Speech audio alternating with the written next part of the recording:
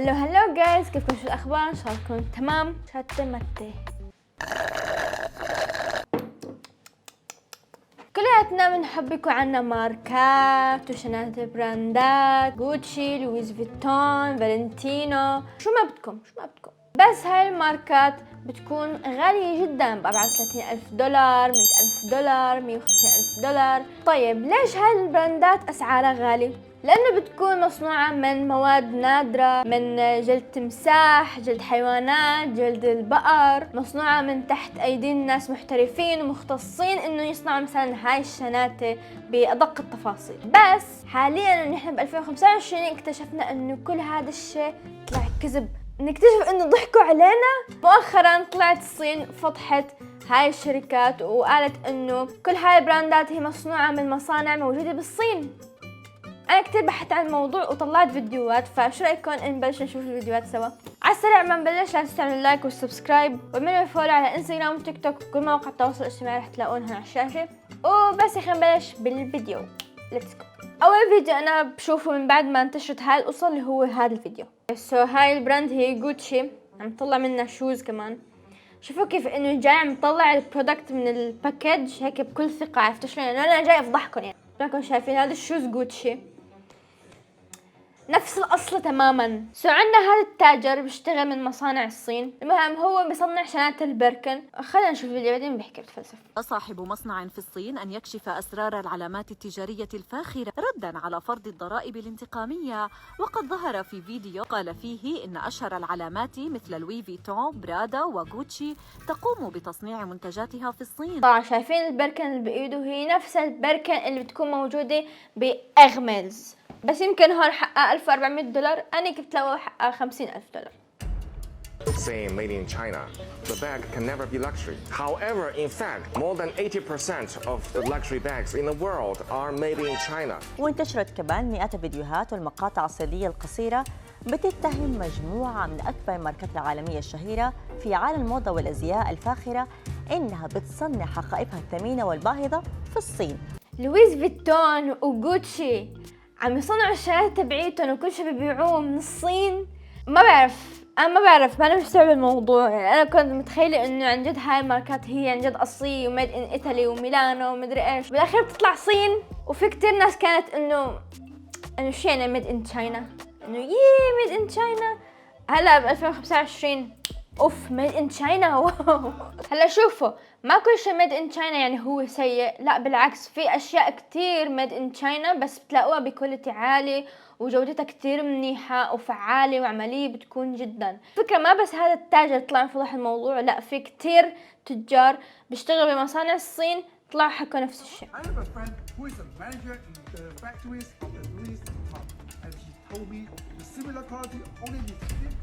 كما أن صاحب المصنع معروف بتاريخه في فتح العلامات التجارية، حيث ظهر في أحد الفيديوهات وهو يوضح أن القيمة الفعلية لحقيبة إرمز لا تتجاوز $2,000. من أول ما عرفت براند إرمز كانوا يقولوا إنه هي مصنوعة من جلد تمساح، ومو أي تمساح، التمساح الأزرق ومدري شو. أنا أقول واو إنه شو هالشيء النادر. المشكلة إن إحنا كنا مصدقين. عرفت شلون؟ هلا أنا عم ننصدم إنه بالأخير طلع كله فيك. للأسف أنا من ضمن الناس اللي انتصب عليهم. عادي ما مشكلة، انتوا احكوا لي انتوا انتصب عليكم كمان ولا لا. تعالوا نشوف هذا الفيديو. والصين هالمرة من العيار الثقيل برو يفرجونا الجلود، الأقمشة وطريقة التصنيع وأسعار التكلفة المفصلة. والحالة فيديوهات مصانع صينية لماركات هاي اند، غوتشي، الفي وحتى إرمز. من على المنتج 100% وبتبعتوه على أوروبا، بدقوا عليها اللوجو وبيكتبوا لك بالخط الصغير ميد ان ايطالي، والسعر بيزيد أضعاف. يعني مثلا البركن سعرها خالصة مخلصة $1,400، أما الليجنج بلولو ليمون تكلفته $6 وبينباع ب100. الصينيين قالوا يا حبيبي إذا بدك تجمركنا طيب تفضل لعنا واشتري من النبعة. هون في هذا مش كوبي، هذا هو الأصلي اللي بتشتريه من البوتيك بس بلا باسبور. وهون بقى بتجي هلا اللي فهمته أنا إنه هن بياخدوها من المصنع بيكون من دون لوجو.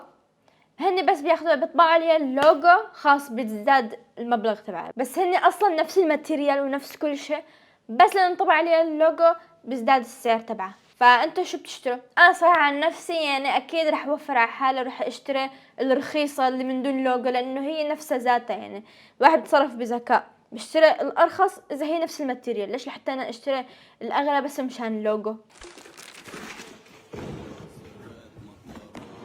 هذا الفيديو اللي انتشر بالاول.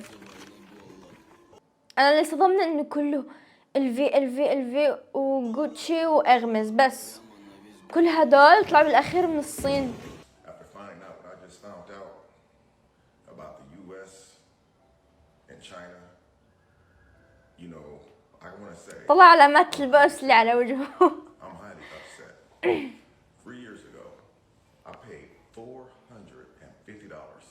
for these Gucci slides $450 right here in Houston, Texas. لسليبرز من جوتشي. China done exposed the fact that these shoes right here only ياخ 75 cents to produce. ياخ بتكلف بس 75 سنت من المصنع.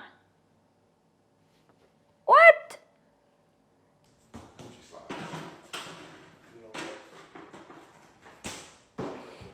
طيب بس بتعرفوا انا عن جد حزنت على الاغنياء جدا، انه كانوا هيك يمشوا انه هن متفاخرين انه ياي عندهم بيركن، ياي عندهم فيرزاتشي، ياي مدري ايش. هلا برايي انه خلاص صارت الامور واضحة، وبرأيي انه صار لازم انه يستثمروا فلوسهم على اشياء اكثر افادة من انه يشتروا ماركات هي اصلا نفسها ممكن يجيبوها بارخص الاسعار. تعالوا نعمل سيرش على البيركنز تبعوت اغمز ونشوف الاسعار. يا شوفوا هاي، شايفين هاي البيركن؟ كانت هاي ليميتد اديشن، انا هيك سمعت لانه كتير نادرة يعني. شايفين هذا الجلد؟ قالوا انه هو كتير نادر، وكمان التصميم تبعه هيك انه هو تصميم جديد، وكان انه بس هيك كمان كان ليميتد اديشن يعني ما راح يساوي مثله بعدين. طرح هون كم حقها؟ 1000 درهم ولا مليون درهم؟ مليون درهم؟ ليك مكتوب مليون.